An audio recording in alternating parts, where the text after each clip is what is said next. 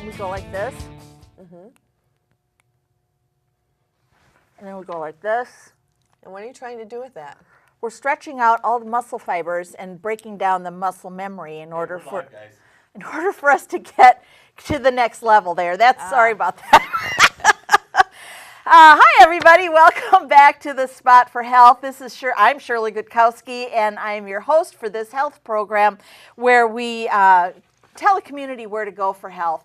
We usually have guests on the show from around the Sun Prairie area, but today, again, I have a very special guest, a friend of mine who is a OSHA trainer in dental offices. So what she does is she brings the OSHA requirements to the dental practices so that they can maintain their status and show that they have different education levels for OSHA, which stands for, Pat, what does OSHA stand for? Okay, I say it every day. Do I know it? Occupational Safety and Health Association. So it's a federal government department that keeps all entities of business safe. And so OSHA is for the employee, that they need training in their facility, annually in their facility. And infection control is for the patient. What is the safety? What safety is going on in the office to keep the patient healthy and safe, and that the instruments are being sterilized and things are being wiped down correctly. So we want to make sure that everybody's on the same page in any dental office. We want to make sure that everything that's going on, that, you know, the left hand knows what the right hand is doing. So, so I go into offices and I'm like a coach and a trainer, and I make sure that what they're doing is the standard of care, and that OSHA has required the CDC and several other organizations that keep us together and make sure that we're doing the regulations correctly. So, Pat, you've been providing OSHA and infection control to dental offices for about 20 years. At least 20 years. At least 20 years. And so this has been an evolving thing. And why is it that we have to have these classes every year? It's kind of annoying. The practice owner has to pay for the staff to be there just to learn how to wash their hands. Well, no, it's much more than that. As you know, many years ago, and I want to say it was probably 83 or 84, AIDS came into the picture in the media, and it was about a dental office. About 6 years ago, there was another dentist in Oklahoma who had a lot of issues where his office wasn't cleaned, and employees weren't doing their right job for their training as far as licensures go and certifications. Everybody has to do, is licensed to do something different. Like dental hygienists like myself, we are licensed to do certain things where a dental assistant is maybe certified and cannot do the things that dental hygienists do. So it's what do I want to say? It's more like a safety net. So they put out regulations for everybody as on the OSHA side and the CDC side, that these are the regulations we have to abide by to keep our patients safe and our employees safe. So why do we have to do it annually? Because things are changing. Look what's changed in '84 with AIDS. We didn't know about AIDS or HIV. Now we have a lot going on with hepatitis C with all the baby boomers. So we need to keep our patients as well as our staff informed of what's going on out there in the community and in the public, so that we keep our standard of care and we're doing our instruments correctly, sterilization is proper, we don't reuse disposable items, and we want the patients to know what you should be looking for when you go into a medical or a dental practice. And that's why that's why I wanted to have you in today to talk about this topic in particular, because patients should know what to expect. That's really important, and not everybody knows what to expect. they come to the dental office or to the medical office, and for us, in a dental chair, they lay down, they open their mouth, they turn right, they turn left, they open, they close, and the appointment's over, and they really don't know what's happened.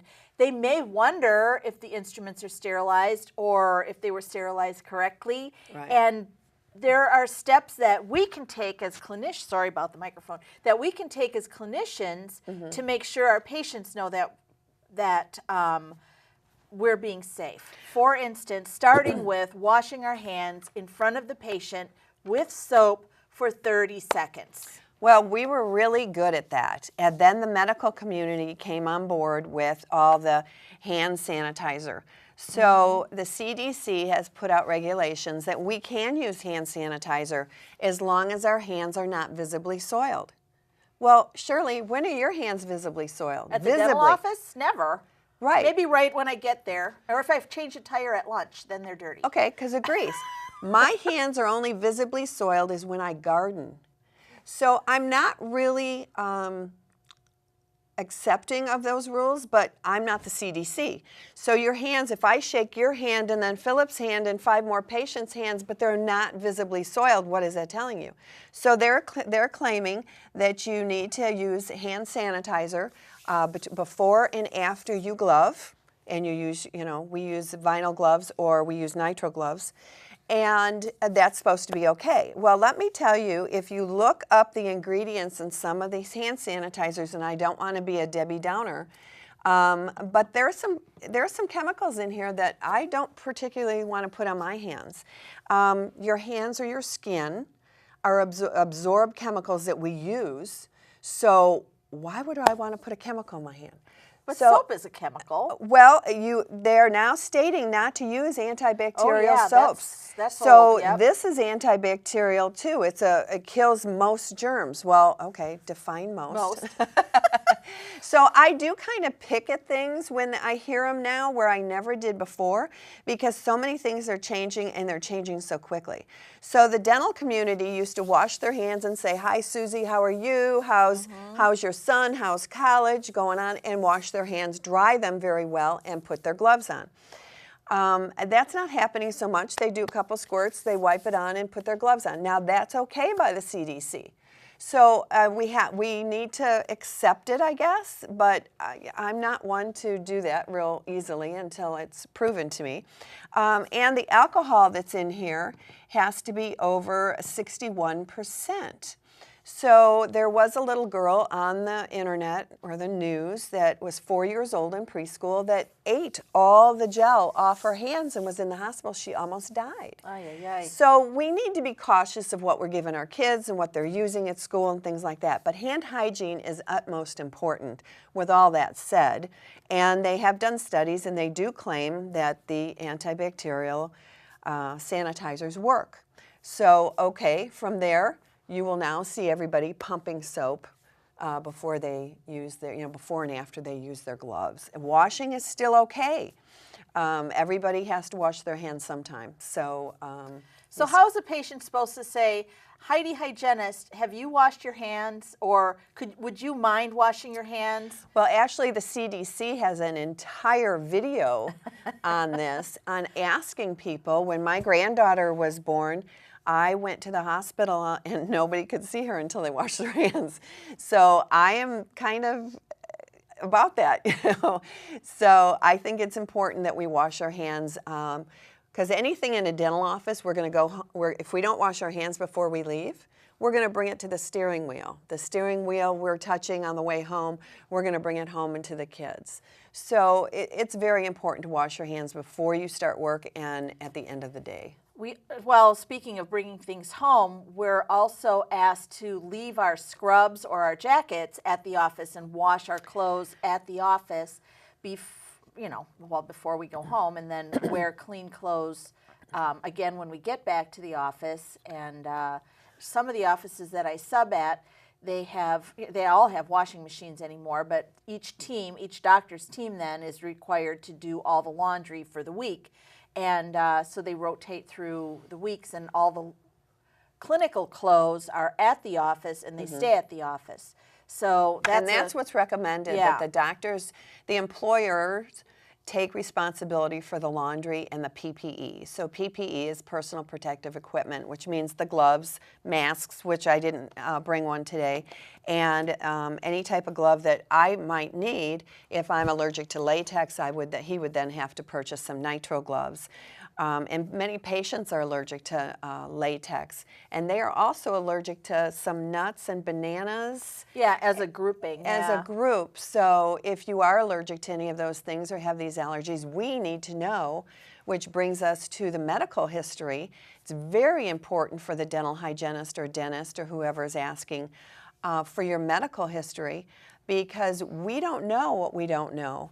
It's on there, and we need you to be very honest about it so we can keep you safe. Now, also blood pressure. We are encouraged to take blood pressure. We're taught this in school. Why? Because we want to keep you safe. If your blood pressure is extremely high, we would refer you to either the emergency room or back to your doctor, because we don't want you to have an episode or an emergency in our chair. We want to keep you safe. So it's very important that we take your blood pressure. We all, a dental hygienist, you should request it if they have not been taking it. And not only that, we do an oral cancer screening. We do it on everybody. We do it on children. It's very important. Unfortunately, children, pediatrics, they have a cancer ward, and cancer travels. So we do want to make sure that everything in their mouth is checked thoroughly. And then we could go on to instruments. And instruments, when they come, when you're either dental assistant or hygienist or whomever is going to seat you, your instruments should be pouched or bagged or wrapped. And you should actually observe them opening these up to make sure that these are a clean set of instruments that are sterilized. And the way we tell that they've gone through the sterilizer is by these little stripes on tape or on the pouch itself.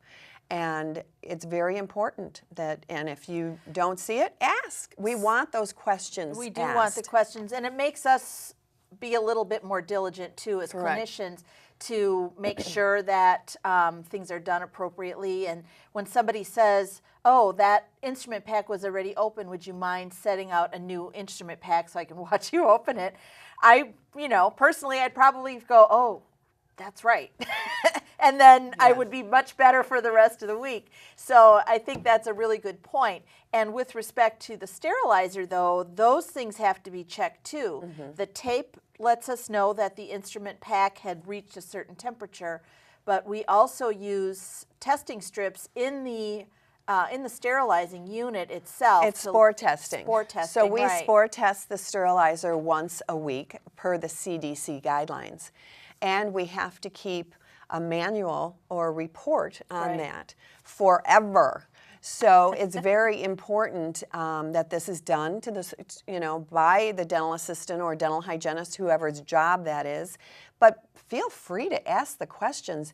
To step back, I had a patient who hadn't been to a dental office for 15 years, and he was in his 70s, and I asked him, and I said, well, what kept you away? Why did you stay away so long? And he said, you know that thing that happened in Florida? And I had to think back, and What thing? yeah, and I said, is it the AIDS, the HIV? And he said, yes, that thing. And I said, well, tell me more. Those are my famous words. Tell me more. And he said he was fearful that he would get HIV or AIDS through these dental instruments, and he didn't understand the whole process. So before I put his, protective bib on, I said, come with me. And I toured him around our sterilization area and showed him everything we did and asked him if he now had any questions or any doubts that at least this practice that I was in was safe and healthy to come to. Mm-hmm. He was coming every 3 months now. So it's very important to ask the questions. I think every dental office should give a tour to every new patient or any patient that has questions on sterilization. I think it's the patient's right to know that they are having correct, sterilization processes in that particular office. And it's, you're paying for it, and you're paying for the sterilization, so you have a right to know. There are practices here in the Madison area that do offer that as a first first 10 minutes of a new patient appointment where they'll take them through the entire office and show them the sterilization area and, you know, walk them through everything. Just to get them acclimated to each location or each practice. And I think I always like that idea. I think it's very valuable for any practice to do that. And then having their, I do OSHA training boot camp, which includes infection control. So I give them a certificate so that the patient knows that they have had this. And I also believe that they should have it on their website. And you could look at this. If they don't have it, call and ask. When was your last infection control training? When was your last OSHA training? It's your right to know. I think that's really good. And we act better if we know our patients are looking. That's human nature. Well, you know, some patients, you don't know what they're seeing or viewing, and if they're afraid to ask, because, you know, you're going to go in there with some sharp instruments, and I don't want to ask her now, don't be afraid, because as professionals, these are questions that we really would like. You ask questions about your periodontal disease or your health of your dental health in general. Why not the infection control? What are you doing for me? You know, it's very valuable for any practice to. So what about the rest of the surfaces? So one of the things that we deal with a lot are aerosols. So everything we do in a patient's mouth creates an aerosol. That means a spray. So as the saliva is spraying, everything, there's just a lot of spray. And the dirtiest part of a clinician is the front and the forearms. But this aerosol can stay in the air for some procedures for over 30 minutes. And that settles down onto the pens, onto the countertop, onto the patient chair, onto the clinician's lap. And the patient, too, they're going to walk out with all of their oral bacteria kind of across their chest. So what do we do for the counters? I mean, we can't do too much about the patient's outfits, but what do we do about counters and wiping down? We do something. We protect the patient with a bib. Some offices are going green, so they use a towel and not the bib clips. What we do with the countertops is we wipe them down. There's several different products, many more than this. I mean, there's a plethora of products out there. And it just depends on what type of surface there is to pick out the type of service. Can we go to Walmart as a dental practice and get cannot just the wipes from No, Walmart they have to be hospital efficacy. We cannot just go ahead and buy anything from Walgreens or Walmart. You can use these in your home. They're made for that. We need to use gloves. Again, this is a chemical, so we do not want to use this with our bare hands. Our skin is like a sponge, and it absorbs these chemicals. We don't know where cancer comes from. We don't want to also put something else on our hands that we don't know what it can do to us and where it could settle. There is some wipe down stuff, though, that have a terrible odor, and it's also requested for some of them that we wear a mask when we're wearing some of these, or when we're using some of these chemicals. In any dental professional office, we need to be wearing our PPE, which would be utility gloves, not these gloves, because these have microscopic holes in them, according to the literature and the studies, where utility gloves are used, and we wipe down everything once, and we have to wipe it down twice. First time to clean, the second time to disinfect. And that's really important. Otherwise, you're just moving it around. You have to disinfect. So every product is different, but yes, you should be wearing masks, gloves, utility gloves, not these, mask and protective eyewear, because this has a lot of splatter in it in itself. It can, and when we use the water syringe and spray, and everything sprays out of the patient's mouth, the ultrasonic in the sterilization area, there's a lot of, the drill, the handpiece, it sprays out a lot of water that goes, you know, anywhere. So we clean the chairs, we clean everything. Some offices prefer to use plastic as a barrier to cover things where little nooks and crannies that they can't clean easily or quickly enough. So they use barriers. Otherwise, we use a wipe, and we have to wipe twice. First to disinfect, first to clean, second to disinfect.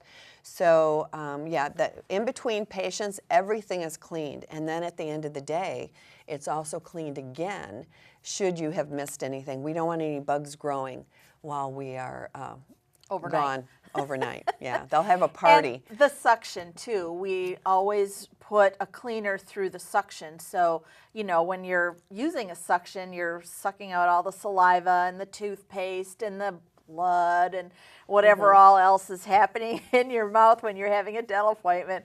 Philip's back there rolling his eyes. He's like, stop being gross. But it's that's all what true. It is. And we have to clean that out. So we do clean that out, just so you know. The tip gets removed and it's patient disposable. by patient disposed of. So here's the thing. There are some practices. So I sub a lot, right? And I subbed as a beginning dental hygienist. I did that exclusively for almost 3 years. So I saw everything. There were some practices, let's say it that way, that were reusing some of those items that are to be disposed of, like the saliva ejector tip or the little cups for polishing.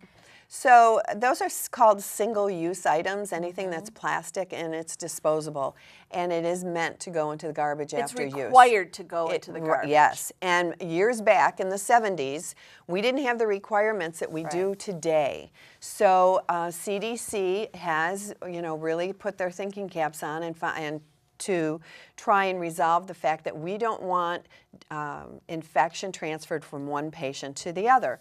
So bringing up the saliva ejectors, there's new saliva ejectors to even more, and little valves to help prevent that from happening so we don't transmit bacteria or disease from one patient to another. So the offices, you know, they get on board once they learn about these new products, and there's always new products out there for your safety for the patient. Did you ever have an exposure yourself? You know, I didn't. I've never been stuck with a needle, possibly almost, I'd say, with an orthodontic wire, but never an exposure per se. I know of people that have had that. Have you? Oh yeah, a couple times. That's a big deal. One time I was flossing a patient's teeth. It was at the end of the appointment. Obviously, I had protective eyewear on and I had shields, and a big chunk of plaque flicked off of the floss and went under my glasses into my eye. Oh my! That was that was icky, and I also backed into a burr, and I also was infected by an instrument when I was in the sterilization room. That was when my kids were teenagers, so I was really distracted during those years. So your team probably needed training back then. Man! Because I've been in many teams that have never had training. And really? Yeah, and that's actually how I got into this. I was also temping as a dental hygienist at the time, and the offices I went into were deplorable. And I thought, these doctors need help. They're busy learning and drilling, and you know, they have dental hygienists, but they need somebody to come in and just do this for them. And that's how I went back and got my education on OSHA and infection control, and that's how I got started, is by knowing that these doctors need help. Yeah. They don't have enough time in a day to do everything that they need to do. And the way in Wisconsin, dental assistants have a 3-month training period at the technical schools, or they have on-the-job training. So there's no actual career path to a dental assistant here in Wisconsin. Not like a dental hygienist. But that's normal. Well, that's some states have a few more requirements. Some states are causing them for a certification, and many are not. I, again, was trained on the job as a dental assistant. Right. And I'm telling you, once I went into dental hygiene, I had no clue what I didn't know, Well, but wow. And when I was state president, the Dental Hygienists Association president here in Wisconsin, I had quite a few conversations with the president of the Wisconsin Dental Assistants Association, and they were very actively seeking more formal training, because what was happening is that the dentists were asking the dental assistants to do things that weren't maybe, I mean, I just used a broad brush to paint everybody negatively, and obviously, you know, one bad apple does make a story. So, but it does cause awareness also. well, the thing is, though, that because of the weird way that they're trained, they may not know to take the burr out of a handpiece before they stick it into the holder, where somebody could back into it, which is what happened to me. And I had a dental assistant in one of my trainings have the same thing happen. And actually, I now require the dentist to take their own burrs out of their handpiece and put them in the magnetic with a lid burr block and sterilize it all like that. Many burrs are going disposable nowadays. Yes, right. So that's a blessing. Well, and it just goes to there's no filling like no filling. Right. which is one of my many mottos that I've been developing over the years. So the last thing I want to talk about, and we just have like another minute and a half here, is pre-procedural rinsing, and how important it is for the patient to rinse with mouthwash before any treatment starts. Well, that's going to take more than a minute and a half. Well, just say yes, Shirley, I agree. That's all you need to say. Well, many offices, there's controversy on it. That's there shouldn't be. But if you do, even with water, but if you're going to use a mouthwash, don't use anything with alcohol, because alcohol and oral cancer are connected. Your tissues don't know the difference, and I'd recommend water can be used or a non-alcohol mouth rinse. You rinse for 30 seconds, swish it back into the cup, hand it to your clinician, and it reduces the bacteria levels all around the room. All around the room. We were talking about the aerosols earlier. But they haven't done enough studies. That's why I said there's controversy. You know, for me, I only need one study that says 95% reduction in oral bacteria in the environment, and that's plenty. I only need one 2x4 study, the kind where you read it and you're like, you need a 2x4 in the head. Yeah. So, Pat, thank you so much. People can get in touch with you, a dental office, for instance, by going to OSHAtrainingbootcamp.com, or you can email me at info@OSHAtrainingbootcamp.com. Excellent. So this is Shirley Gutkowski and thank Pat you Pine. for having me. Thank you so much for coming all the way from Arizona for our talk today on The Spot for Health, where we show the community where to go for health. Thank you, Pat. Thank you, Philip. And thank you for K-Sun. Thank you. If you find the need to share this episode with all of your friends, you can do it pretty easy at ksun.tv. There you go.